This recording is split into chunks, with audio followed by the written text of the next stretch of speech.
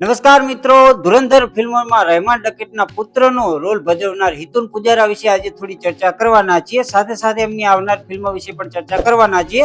તો વિડીયોને અંત સુધી જરૂર જોજો અને વિડીયો પસંદ આવે ને તો લાઈક અને ચેનલને સબસ્ક્રાઇબ કરવાનું ભૂલતા નહીં. ખાસ કરીને વાત કરીએ હિતુન પુજારાની, તો એક યુવા અને ટેલેન્ટેડ યુવક, ગુજરાતી યુવક છે જેમણે હાલમાં જ હિન્દી ફિલ્મ ધુરંધરમાં મહત્વનું પાત્ર ભજવ્યું હતું. અને ખાસ કરીને તેમની ભૂમિકાની વાત કરીએ તો તેમણે નઈમ બલોચ નામના પાત્ર ભજવ્યું હતું, જે રહેમાન ડકેટનો મોટો પુત્ર હતો. અને આ ફિલ્મની અંદર એમની સિવાય રણવીર સિંહ, અક્ષય ખન્ના, આર માધવન, સંજય દત્ત, અર્જુન રામપાલ અને મોટા મોટા સુપરહિટ કહેવાય ને કે સ્ટાર આની અંદર હતા. અને આ ફિલ્મ સુપરહિટ પણ સાબિત થઈ હતી. તેને 1200 કરોડ પ્લસનું કલેક્શન પણ આ ફિલ્મમાં કર્યું છે. ખાસ કરીને એમની આવનાર ફિલ્મની વાત કરીએ તો એ છે મોજે દરિયા ફિલ્મ, જે 16 જાન્યુઆરીના દિવસે રિલીઝ થવાની છે. માનવ ગોહિલ સાથે આમને કામ કરવાના છે. આ ફિલ્મની વાત કરીએ તો કોમેડી અને ડ્રામા ફિલ્મ છે.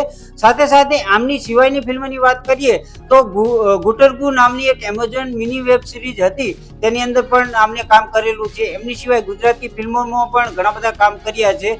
સાથે સાથે ટીવી શો જેમ કે ગિરનાર પર અને હાલમાં સોની સબ પર પુષ્પા ઇમ્પોસિબલમાં પણ કામ કર્યું છે. થોડી પર્સનલ વાત કરીએ તો હિતુલે 12મા પછી છે ને વિસ્લિંગ વુડ્સ ઇન્ટરનેશનલમાં BA એક્ટિંગનો કોર્સ કરેલો છે. તેમની કારકિર્દીની શરૂઆત કહેવાય ગુજરાતી ફિલ્મો અને ટીવી સિરીઝથી થઈ હતી.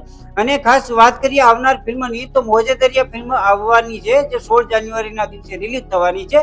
ટ્રેલર રિલીઝ થઈ ગયું છે. ટ્રેલર ઉપરથી આપણને જાણવા મળે છે કે આ ફિલ્મ છે એની અંદર કોમેડી અને ડ્રામા જોવા મળવાનો છે. ખાસ કરીને એવું હોય છે કે બાળક મતલબ જે એના પિતા હોય છે એમને કોઈ સર્જરી કરવાની હોય છે અને પૈસાની બહુ જરૂર હોય છે, અને ડિલિવરી બોયનું કામ કરતો હોય છે. અને ડિલિવરી બોયમાં એટલા બધા પૈસા નથી મળતા કે એમના પિતાની સર્જરી કરાવી શકે. ત્યારે એમને એક ચાન્સ મળે છે કે એક મોટી પાર્ટી હોય છે, તેમના 100 બોટલોની વ્યવસ્થા કરવાની હોય છે. તો એ આ કરી શકશે કે નહીં, એ આ ફિલ્મની સ્ટોરી લાઈન થવાની છે અને જોરદાર જોવાની મજા આવવાની છે. ખાસ તો આ જે ટ્રેલર રિલીઝ કર્યું છે ત્યારે બધી જગ્યાએ અત્યારે મોટા ભાગની આ ચર્ચાઓ ચાલી રહી છે. અને ખાસ કરીને વાત તમને જણાવી દઉં કે આ ફિલ્મ 16 જાન્યુઆરીના દિવસે રિલીઝ થવાની છે. આમની સાથે સાથે સ્ટારકાસ્ટની વાત કરીએ તો ધાર્મિક બારોટ, પ્રશાંત બારોટ, સિદ્ધાર્થ ડોલી અને માનવ ગોહિલ મહત્વની ભૂમિકામાં જોવા મળવાના છે. સાથે સાથે ડિરેક્ટરની વાત કરીએ તો પેરી મજમુદાર છે અને રાઇટરની વાત કરીએ તો તક્ષ શાહ છે.